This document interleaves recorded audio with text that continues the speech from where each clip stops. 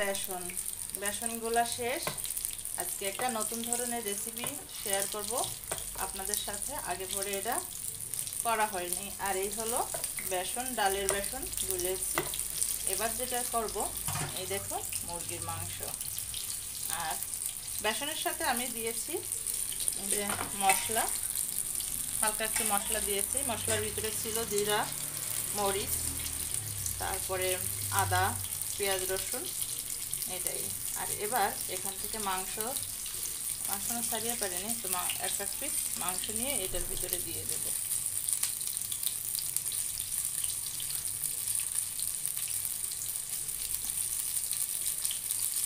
এভাবে দিয়ে ভালো করে বেসন মেখে নেব।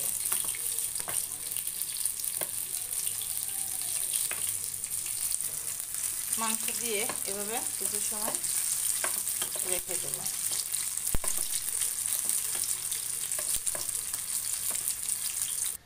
এবার কড়াইতে তেল গরম করে নিচ্ছি। আর তেলটা এরকম ব্লক আসলে, মানে গরম হলে বোঝাইতে যাচ্ছে তেল গরম হয়েছে। এবার এটাকে ছেড়ে দেব।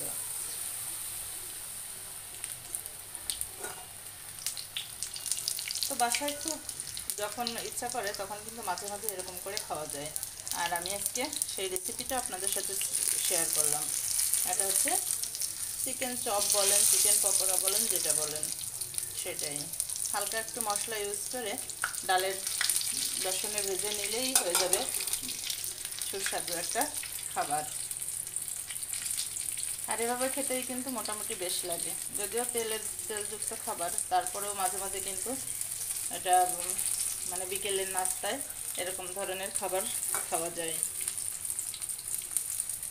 রেসিপিটা কিন্তু অত্যন্ত সহজ, চাইলেই কিন্তু বাসায় বানিয়ে নেওয়া যায়।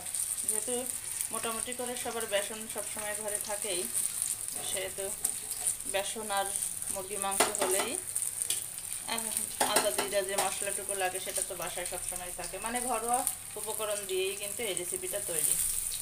তো দেখুন পকোড়া রেডি, ভাজা প্রায় শেষ।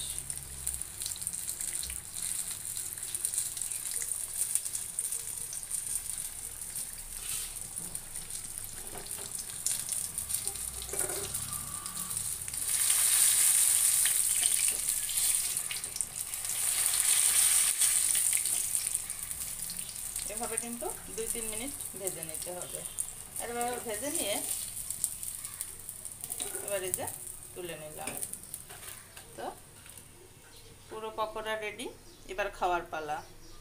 তো এদিকে আরেক টুকরো ছিল, আমি সেটাও দিয়ে দিলাম। আর এখন আমি এটাকে দেখুন, এটা কিন্তু রেডি। এর সাথে শুধুমাত্র সস আর মেয়োনিজ অ্যাড করেই কিন্তু খেতে পারবেন। তো বাসায় যেহেতু মেয়োনিজ নেই, সেহেতু আজকে সস দিয়েই খাওয়া হবে এই চিকেন পকোড়া। আর এ ধরনের পকোড়ায় একটু ঝাল সস হলে বেশি মজা লাগে। তো আমার রেডি, দেখুন চিকেন পকোড়া রেডি। চাইলেই কিন্তু এখন খাওয়া যায়। তো বন্ধুরা, রেসিপিটি কেমন লাগলো কমেন্টসের মাধ্যমে জানাবেন। আর বলে রাখি, যারা আমার চ্যানেলে নতুন, চ্যানেলটি সাবস্ক্রাইব করে বেল আইকনটি বাজিয়ে দেবেন। আজকে এ পর্যন্ত, আবারও কথা হবে অন্য কোনো ভিডিও নিয়ে। তত সময় ভালো থাকবেন। ধন্যবাদ বন্ধুরা।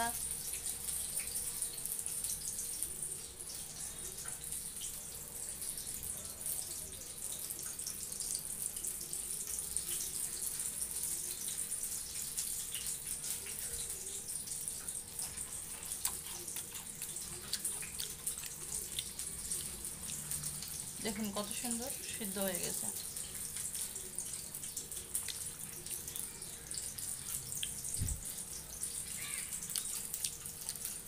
দর্শক বন্ধুরা।